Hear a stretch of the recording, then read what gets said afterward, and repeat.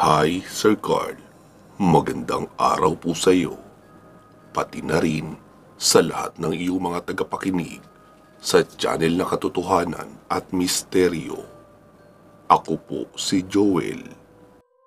35 taong gulang. Nakatira ngayon dito sa Liliw, Laguna. Pero ipinanganak at lumaki sa Lanao del Sur. Doon rin po naganap ang ibabahagi kong kwentong ito. Nakatira kami sa isang bayan na sakop ng Lanao del Sur. 3 po kaming magkakapatid at ako ang pangalawa. Ang panganay namin ay si Ate Melba. Matanda siya ng 3 taon sa akin. Nakatira kami sa pamayanan na hindi masyadong maunlad at masasabing mas mababa pa sa payak ang antas ng aming pamumuhay. Pareho ring walang natapos sa pag-aaral ang aming mga magulang, kaya naman pagbubukid ang naging hanap buhay. Hindi lingid sa amin ang tungkol sa mga kababalaghan dahil marami sa aming mga kamag-anak, maging ang aming mga magulang, ay marami ring karanasan sa kababalaghan, lalo na sa aswang. Pahagingan ko lang po kaunti ang kwento ni tatay tungkol sa sarili niyang karanasan. Bago raw kasi siya nag-asawa, ay isa siyang tipikal na binata. Mahilig sa barkada at inuman. Kapag may mga kapistahan sa karatig bayan o barangay, ay siguradong naroon silang magkakaibigan. Hindi pa raw uso noon sa kanila ang sumasakay ng jeep o tricycle kapag dadayo ng padisko ng fiesta. Kaya talagang mahabang lakaran papunta, pati na sa pag-uwi. Kahit ganoon ay masaya naman daw, kasi madalas hindi naman sila bababa sa 5 na magkakasama sa paglalakad. Minsan nga, may mga sumasabay pa sa kanila na mga kadalagahan na pupunta rin sa sayawan. Nakakasama rin niya minsan ang ibang mga pinsang lalaki, pati na mga babae sa pagdayo. Iyon kasi talaga ang event na inaabangan ng mga binata at kadalagahan. Iyon ang pagkakataon para makakita at makakilala ng ibang kababaihan at kabinataan na mula rin sa ibang lugar.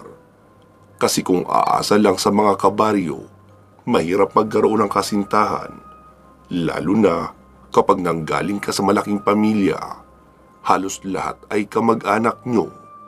Kung hindi nyo man kamag-anak, hindi mo rin naman gusto ang hilatsa ng pagmumukha.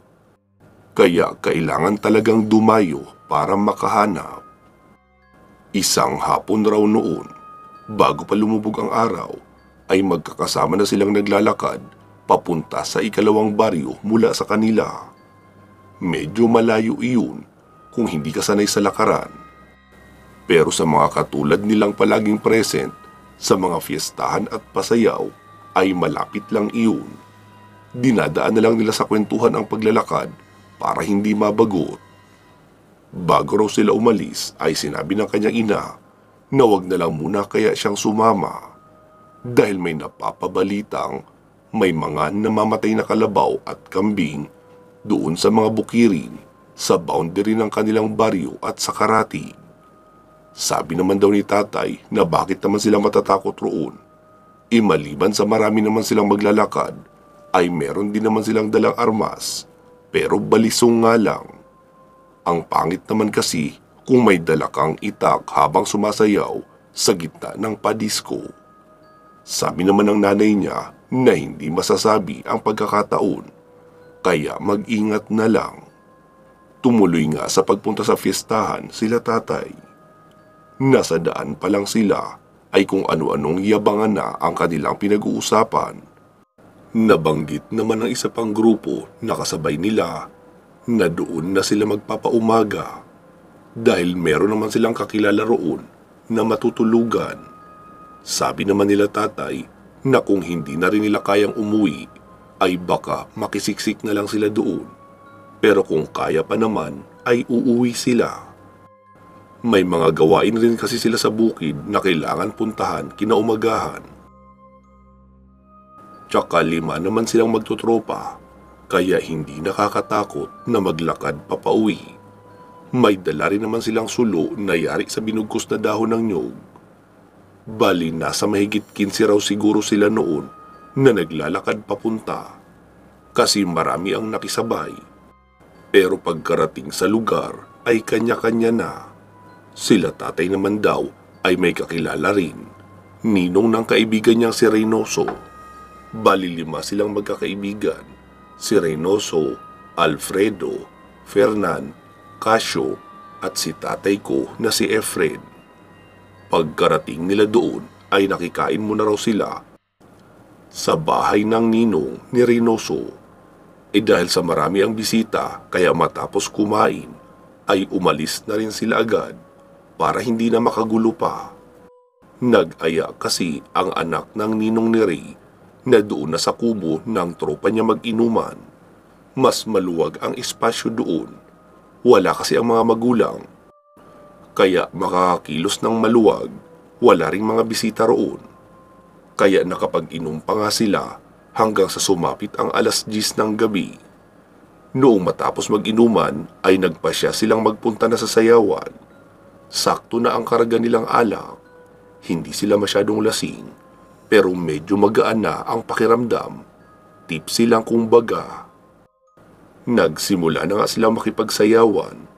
Tuwang-tuwa raw sila dahil marami ang dayo.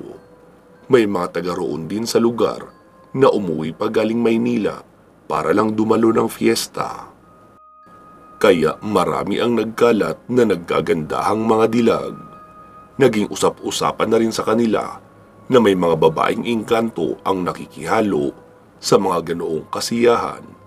Kaya para daw silang mga sira na bawat makakaparehang babae ay tititigang mabuti ang ibaba ng ilong kung meron bang kanal, dahil iyon daw ang palatandaan na hindi tao ang kaharap mo kapag walang kanal ang ibaba ng ilong.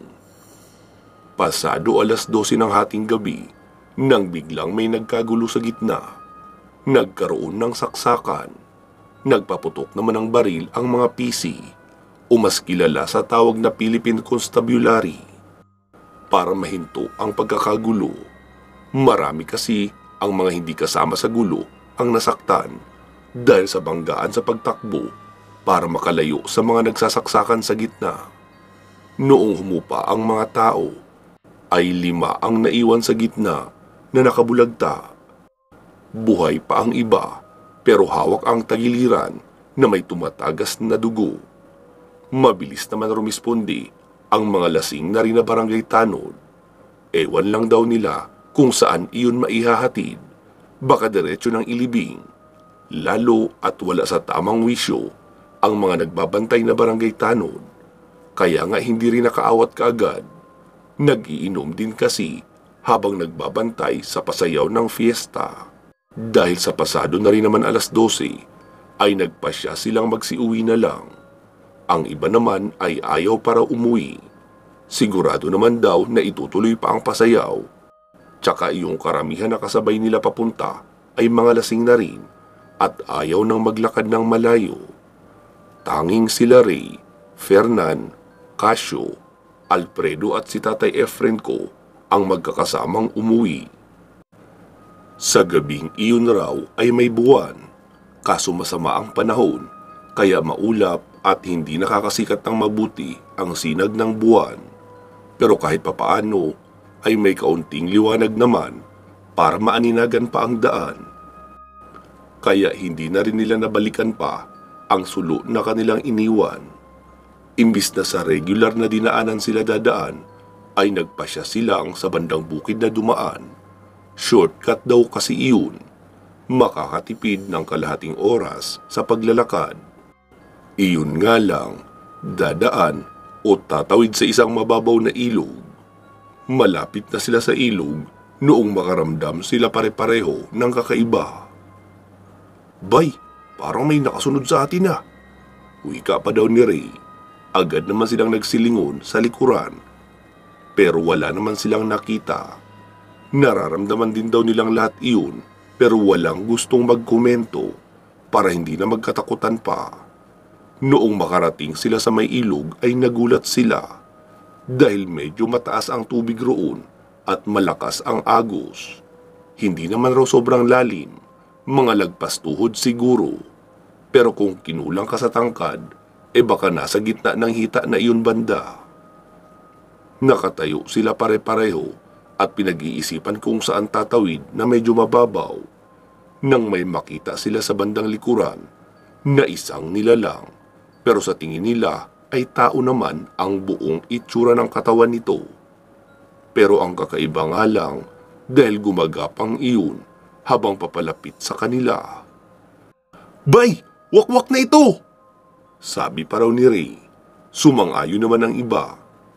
Pero si tatay raw ay agad nang nilusong ang rumaragasang tubig ng ilog. Agad na rin nagsisunuran ang mga kasama niya. Pero dahil sa pagmamadali ay natumba ang iba sa gitna ng ilog at napasama sa agos. Nauna raw si tatay na nakatawid papunta sa kabila. Wala naman kasi siyang kasabay sa pagtawid, kaya hindi siya nasapul noong isa sa kasama nila ang natumba. Si Alfredo lang naman daw roon ang natumba, kaso tinamaan niya ang mga kasama, kaya magkakasama na silang apat na natangay ng agos. Si tatay naman ay sinundan ang direksyon ng agos para mahabol ang mga kasama. Pero habang binabaybay niya ang gilid, ay nakita niyang umakyat sa isang puno ang aswang at doon tumalon papunta sa kabilang bahagi ng ilog. Ibig sabihin, hindi iyon nabasa at nakasunod na iyon kay tatay.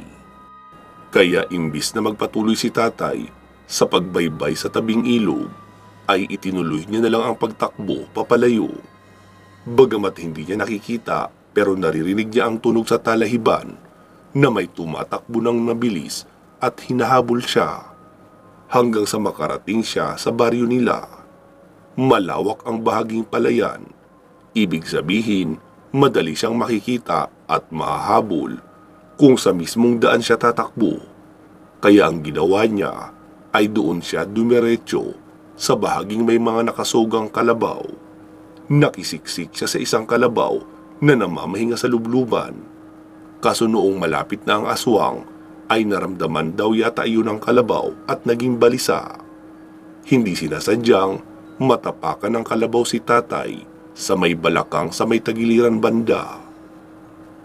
Pakiramdam niya raw ay nagkabali siya, pero hindi siya pwedeng sumigaw sa sakit. Tiniis niya lang iyon. Inilingalinga niya ang tingin sa paligid, pero hindi niya naman nakikita kung nasaan iyong sumusunod sa kanya. Inilublob niya na lang ang kanyang katawan doon sa lubluban ng kalabaw para hindi siya mapansin. Hindi niya na rin kaya tumayo o maglakad papauwi. Doon na nga siya nagpaumaga. Kinaumagahan, nagising na lang siya noong meron ang tumatapik sa kanya.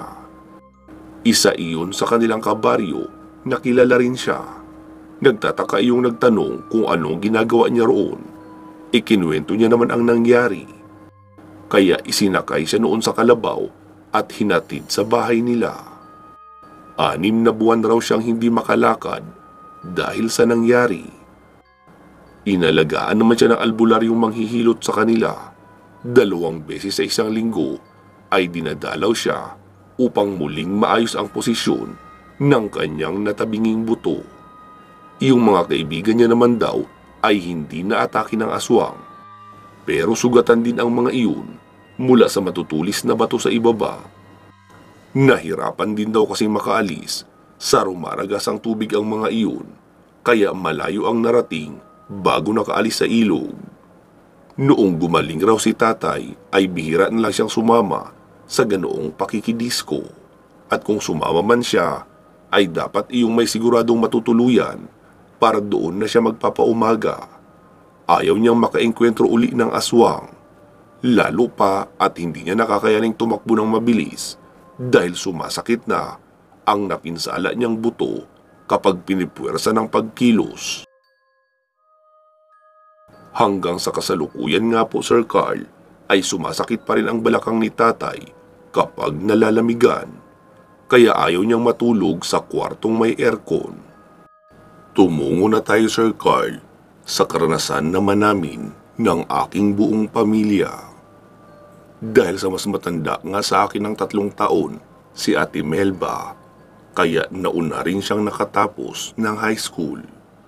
Libre lang naman ang paaralan sa amin. Kaya kahit may hirap ay kayang makapag-aral. Pinag-iipunan na lang namin ang pambili ng notebook at papel. Hindi rin naman required na mag-uniform, kaya kung ano lang ang meron ay ayos na. Noong makapagtapos ng high school si ate, ay nagtrabaho na ito bilang kasambahay sa isang may katamtamang antas na pamumuhay na pamilya. Itago na lang natin sila sa pangalang Ma'am Vanessa at Sir Dudes. Sila ang mag-asawang amo ni ate ko. Doon lang din iyon sa lugar namin, pero sa kabilang barangay. May 2 anak ang mag-asawa. Tapos nagpa siyang mag-abroad si Sir Dudes dahil gusto nitong mabilis na makaipon para sa pag-aaral ng kanyang 2 anak. Habang maaga raw ay paghahandaan niya na. Kaysa naman hintayin pa niyang tumanda siya, mas lalong mahihirapan na siyang matanggap sa abroad. Kaya nagpahanap nga sila ng magiging kasambahay. Gusto raw nila iyong bata pa at nakapag-high school para makatulong na rin sa pagtuturo ng mga leson ng kanilang anak na nag-aaral ng elementarya. Nairekomendan ng isa naming kapitbahay si ate. Dahil nabalitaan raw nito na matataas ang grades ni ate noong nag-aaral pa. Noong ma-interview si Ate Melda, ay agad siyang pinagsimula ni Ma'am Vanessa. Nanghihinayang nga raw sa kanya si Ma'am Vanessa dahil bakit hindi nagtuloy ng pag-aaral ng kolehiyo, gayong matalino naman ito. Si ate naman ay wala nang balak mag-aral pa ng kolehiyo dahil ayaw niya na raw pahirapan pa ang mga magulang namin sa pag-iisip kung saan kukuha ng panggastos sa kanyang pag-aaral. Bali, all around ang trabaho doon ni ate. Tagalinis, tagaluto, tagalaba, at tagabantay ng mga bata. Hindi niya naman solo ang lahat ng trabahong iyon dahil tinutulungan din siya ni Ma'am Vanessa. Minsan, si Ma'am Vanessa ang naglalaba habang si ate ko naman ang nagbabantay ng mga bata at tumutulong sa paggawa ng assignments ng mga ito. Isang araw, dumalaw si ate sa bahay namin. May dala siyang regalo sa akin. Sapatos at pantalon na bago. Hindi kasi siya nakapunta noong graduation ko, kaya late na ang paghahatid niya ng regalo. Sinabi nito sa akin na kung gusto ko raw ba na mag-aral ng kolehiyo. Mabilis naman akong sumagot ng oo, kasi sino bang ayaw? Katulad niya, gusto ko ring maiahon sa hirap ang pamilya namin. Nag-usap-usap kaming buong pamilya. Ang sabi ni ate, na pagsisikapan niya akong pag-aralin ng kolehiyo sa 2 kondisyon. Una, hindi ako pwedeng magkaroon ng kasintahan habang nag-aaral dahil karamihan ng mga taga sa amin ay hindi nakapagtapos. Ang dahilan ay mga nakabuntis o nabuntisan. Ayaw niya raw masayang ang kanyang pinaghirapan, tapos makakabuntis lang pala ako ng maaga. Pangalawang kondisyon, kapag nakatapos ako ng pag-aaral, ay ako naman ang magpapaaral sa bunso namin. Mabilis naman akong sumagot na oo. Nangako ako na susunod at tutupad sa 2 kondisyon niya. Ang sabi niya naman na sige, mamili na raw ako ng kursong gusto ko. Piliin ko raw iyong hindi masyadong magastos para naman hindi siya masyadong mabigatan. Lalo na at nagbibigay pa siya kina nanay ng pera na pandagdag sa pangangailangan. Ilang araw nga lang ang nakalipas ay nagpunta na kami ni nanay sa isang pampublikong paaralan. Mababa lang ang gastusin dahil libre naman. Kaso, meron lang mga miscellaneous na babayaran. Tsaka syempre mga school supplies ko na rin. Kailangan ko rin maghanap ng boarding house na malapit lang sa school para maglalakad na lang ako. Tuwang-tuwa ako noong magsimula na akong mag-aral. Abot kamay ko na ang aking mga pangarap. Tuwing Sabado at Linggo ay naroon ako sa bahay nila Ma'am Vanessa o doon sa pinagtatrabahuan ni ate. Tumutulong-tulong ako roon. May mga trabaho kasi na mahirap para sa mga babae. Lalo at puro sila babae sa bahay na iyon. Gaya ng pagpuputol ng mga kahoy sa paligid ng bahay, paglilinis ng alulod at bubungan. Kinukumpuni ko na rin ang mga sira-sirang kagamitan. Tuwang-tuwa naman si Ma'am Vanessa dahil napakasipag ko raw kahit wala naman akong sweldo mula sa kanila. Para naman sa akin, ay sapat na ang pagpapakain nila sa akin sa mga araw na iyon. Lalo at doon lang ako nakakatikim ng masasarap na ulam. Palaging bagoong o tuyo ang ulam ko sa boarding house. Kaya biyaya na sa akin ang makatikim ng mga ulam na karne at masarap pang magluto si Ma'am Vanessa. Makalipas ang 2 taon ay bumakasyon ng 1 buwan si Sir Dudes. Matagal niya na palang alam ang ginagawa kong pagtulong sa kanila nang walang bayad. Kaya nagulat ako noong mag-abot ito sa akin ng pasalubong. Sapatos na pang-eskwela, t-shirt at pantalon. Nahihiya pa nga ako noon na tanggapin iyon. Sabi niya naman na siya raw ang nahihiya. Kasi tuwing Sabado at Linggo ay naroon ako upang tumulong sa mga gawain sa bahay nila. Tapos wala naman silang pasahod sa akin. Kahit papaano ay makabawi man lang daw siya kaunti. Inabutan rin ako ng 2,000. Pandagdag ko raw sa panggastos ko. Nagpasalamat ako at nangakong ipagpapatuloy ang pagtulong sa pamilya niya. Makalipas ang 1 buwan, ay muli nang bumalik ng abroad si Sir Dudes. Ilang linggo ang nakalipas.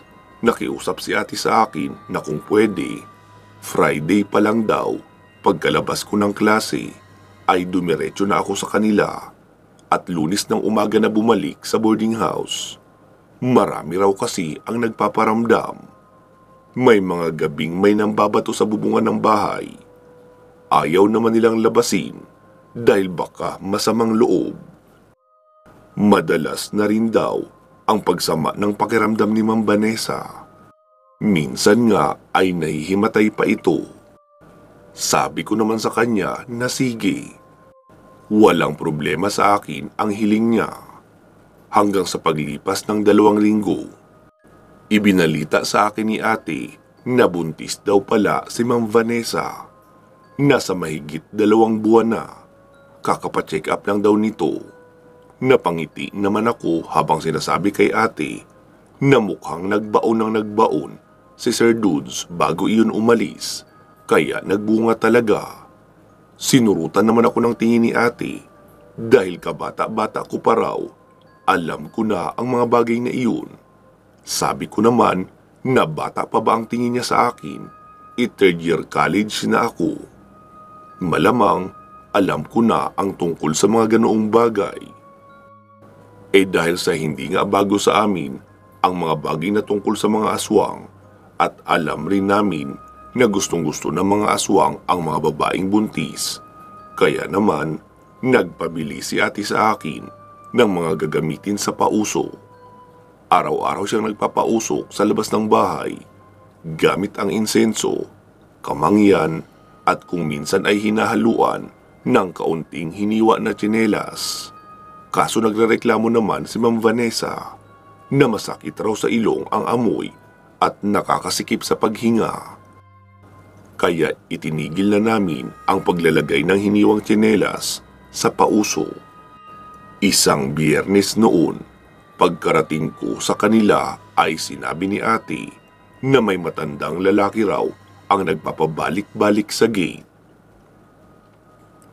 Noong una ay sinabing magtatanong ng direksyon, Tapos gustong buksan pa ni ate ang gate at papasukin siya. Hindi naman siya sinunod ni ate dahil may upuan naman sa may gate. Pumatong lang doon si ate at sinagot ang mga katanungan ng matanda. Minsan naman daw ay nagsasabing makikiinom ng tubig. Sabi naman ni ate na saglit lang dahil ikukuha ito sa loob. Humirit naman ang matanda na kung pwede ay papasukin muna raw siya saglit para makapagpasilong. Sabi naman ni ate na doon tumayo sa unahan kaunti ng gate kung saan naroon ang puno na mayabong ang dahon. Pero sabi ng matanda na gusto niya raw na maupo. Inabutan naman siya ni ate ng maliit na bangkito para meron siyang maupuan doon sa may puno. Tapos kumuha na si ate ng tubig sa loob. Pagkabalik raw ni ate ay wala na ang matanda. Sabi ni ate sa akin, naramdam niya na may ibang motibo ang matanda.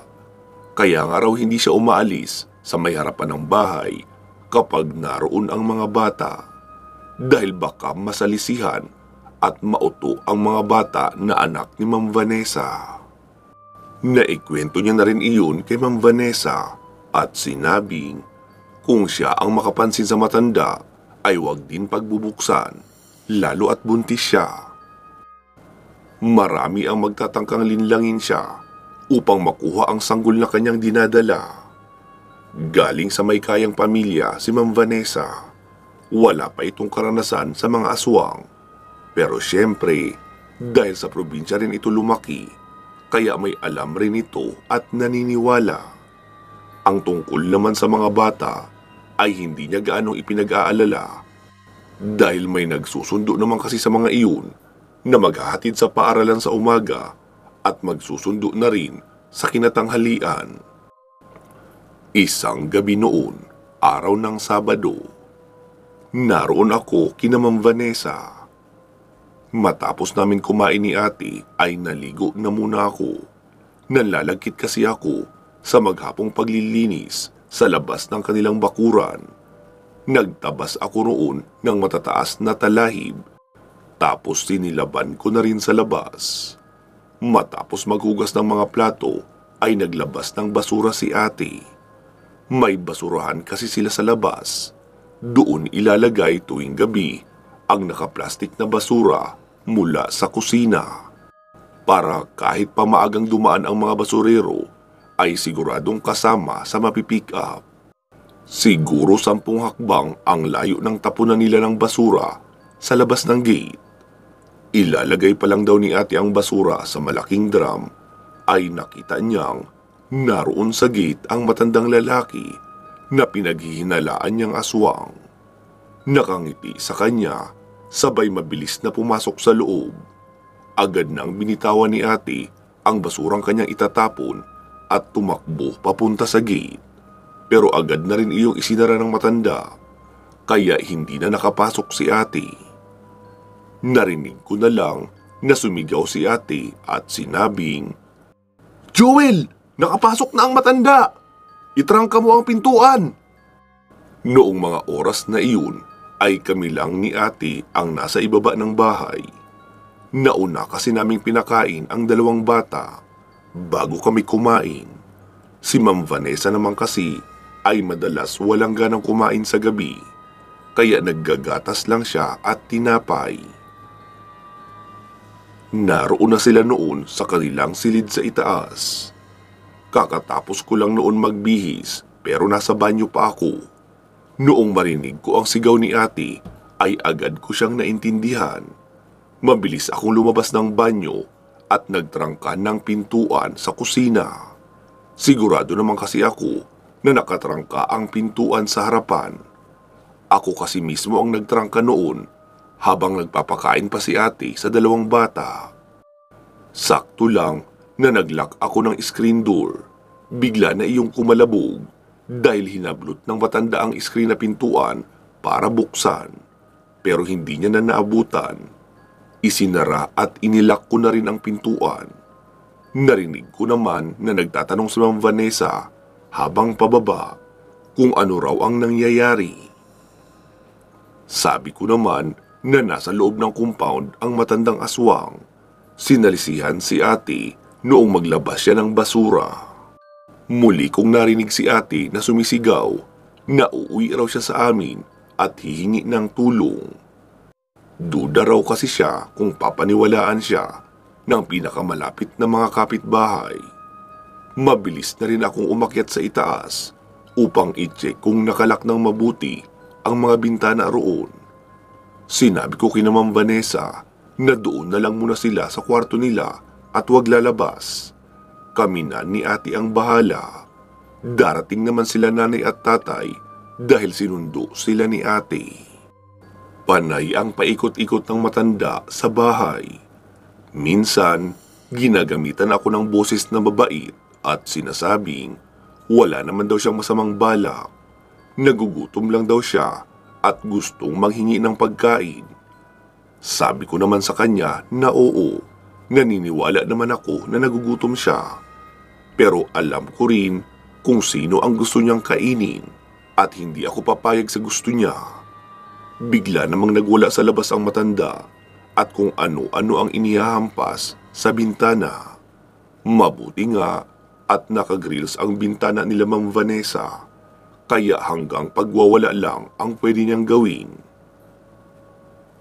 Natatakot at kinakabahan din naman ako sa mga oras na iyon, pero pilit ko na lang din nilalakasan ang aking loob. Unang-una, nasa konkretong bahay naman ako na nakagrills pa. Kahit pa maupod ang kuko ng aswang sa kakakalmot, ay hindi siya makakagawa ng butas sa dingding ng bahay na iyon. Makalipas ang mahigit kalahating oras, narinig kong may dumating na tricycle. Sumigaw si ate sa labas na kasama niya na sina nanay at tatay, at naroon din ang tatlong tanod na kakilala ni tatay na nahingian nila ng tulong. Ang problema, dahil hindi rin sila makapasok sa loob, nakatrangka kasi ang gate. Narinig ko kay Ma'am Vanessa na abangan ni ate ang susi sa labas dahil ihahagis niya sa bintana. Matapos maihagis ang susi, ay nakapasok na nga sina nanay, tatay, ate, pati na ang tatlong tanod sa loob ng compound. Angil lang isang hayop ang naririnig ko noon. Hindi ko masilip dahil naroon sa may gilid ng bahay. Hindi kita sa may bintana. Ilang saglit pa ay nakita ko si ate at si nanay na nakasilip sa bintana katabi ng pintuan sa harapan. Umalis na raw ang aswang. Kaya dali-dali ko silang pinagbuksan. Nakita kong may sugat sa mukha si tatay, pati na ang dalawang tanod. Lumaban daw kasi talaga ang aswang. Kaya ginawa rin nila tatay ang lahat ng kanilang makakaya para hindi iyon makatakas pa. Marami raw iyong tama ng itak, sibat at buntot pagi. Pero noong nagpalit ng anyo bilang isang ibon at lumipad, ay hindi na talaga nila napigilan pa. Bumaba na rin si Ma'am Vanessa. Inilabas ang kanyang first aid box at ginamot ang kalmot nila tatay. Nagpasalamat rin si Ma'am Vanessa kina nanay at tatay sa agarang pagdating ng mga ito, pati na sa mga tanod. Pinaghapunan muna namin ang lahat ng pumunta bago sila umalis. Pero si nanay ay nagpaiwan pa para may kasama raw kami na magbabantay kay Ma'am Vanessa. Magmula noong gabing iyon, mula Lunes ng gabi hanggang Huwebes ng gabi, ay doon natutulog si nanay kina Ma'am Vanessa. Tapos Biyernes naman ng gabi hanggang Linggo ng gabi ay ako naman ang kasama nila ate sa pagbabantay. Walang katapusan ang pagpapasalamat sa amin ni Ma'am Vanessa dahil sa ginagawa naming pagprotekta sa kanya at sa kanyang pamilya. Maging si Sir Dudes ay nagpapasalamat din kapag magkausap sila ni Ma'am Vanessa sa telepono at pinapakausap ako. Hanggang sasabihin ni Sir Dudes na kung pwede raw, doon na ako tumira sa kanila. Sasahuran niya ako pero mababa lang. Sagot na rin nila ang gastusin sa pag-aaral ko. Tapos gamitin ko raw iyong kanyang single na motor bilang serbis ko sa pagpasok sa paaralan para hindi na maging magastos sa pamasahe. Pumayag naman ako at nagpasalamat din. Naging maayos ang paninilbihan namin sa pamilya ni Ma'am Vanessa at Sir Dudes. Tapos noong makagraduate ako, ay umalis na ako sa kanila para maghanap na rin ng trabaho na naaayon sa aking kursong natapos, HRM. Matapos ng 6 na taon na pagtatrabaho sa abroad, ay hindi na muli pang umalis si Sir Dudes. Nagnegosyo na lang siya. Tapos si ate ay nanatili pa rin nilang kasambahay at ang napangasawa nga ni ate ay iyong kinuha ni Sir Dudes nakatiwala sa kanyang negosyo. Kaya parang naging kapamilya na rin namin sila Ma'am Vanessa at Sir Dudes. Hanggang sa kasalukuyan ay naroon pa rin sa kanila si ate pero hindi nakatulong kundi katiwala na bilang kahera sa negosyo nila na lumber, gravel and sand. Ako naman ay lumuwas ng Maynila upang hanapin ang aking sariling swerte.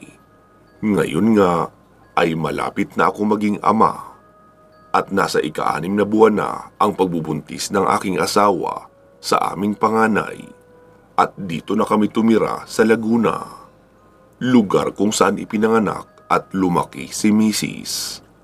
Hanggang dito na lang po Sir Carl ang kwento kong ito na tungkol sa karanasan namin sa aswang. Maraming salamat po sa pagtanggap nitong aking kwento. Lubos na gumagalang, Joel ng Lanao del Sur. Mag-iingat po kayo palagi at hanggang sa muli. Bago po natin tapusin ang ating kwento, ay bigyan muna natin ng daan ang ating mga shoutout at pasasalamat. Unahin na muna natin ang ating mga major sponsors na sina Ma'am Aida Lasimet Calfe ng Qatar at si Ma'am Connie Matias Narumi ng Japan. Pati na rin ang iba pa nating mga sponsor na sina Ma'am Bernadette Arcalas, Ma'am Alma A. Rosales at Ma'am Lynn Gentilizo. Maraming salamat po sa inyong walang sawang pagsuporta sa ating channel, pati na sa proyektong pagtulong sa mga batang pinabayaan ng magulang. Naway patuloy po kayong biyayaan ng ating puong may kapal at panatilihing nasa malusog na pangangatawan. Pinapasalamatan din natin ang ating mga current channel members na sina Ma'am Rose Halandumon, Senya Hikom Luquias, Jovi Taghap, Lito Bueno, Georgina Bati, Lou Kira, Click and Collect Manila, Sargent Katz Dorms, Burns A, Christine Olson, Kevin Nang, Celsa Escartin, Jenny Mostrado, Maria Victoria, Eric Platero, Yam in Japan, Jesmar Ocampo, at Dean Ciudadano. Pasalamatan na rin natin ang ating tatlong masisipag na group admin at moderator na sina Ma'am Ilongga Guapa, Ma'am Gilane Fernandez at Ma'am Gina Araga. Sa muli ay inaanyayahan ko po kayo na mag-like and follow sa ating Facebook page na ang pangalan ay Katotohanan at Misteryo. Pinapasalamatan ko rin kayong lahat ng mga regular listeners ng ating tatlong channel. Ito po ay ang Katotohanan at Misteryo, kwentong aswang comics, tsaka iyong problema at payong kaibigan. Siguraduhin nakasubscribe po kayo sa mga channel na iyon. Sana ay patuloy pa rin kayong makinig kahit pa hindi ako ang boses na nagsasalita. Balikan nyo rin po sana ang mga luma nating video, yung mga na-upload ng 2 years ago to present. Siguradong marami pa doon ang hindi nyo napapakinggan, lalo na sa mga bago lang dito sa ating channel. Maraming salamat po sa patuloy nyong suporta sa ating mga channels. Magsama-sama po tayong muli sa iba pang mga paparating na kwento. Mag-iingat po kayo palagi At hanggang sa muli.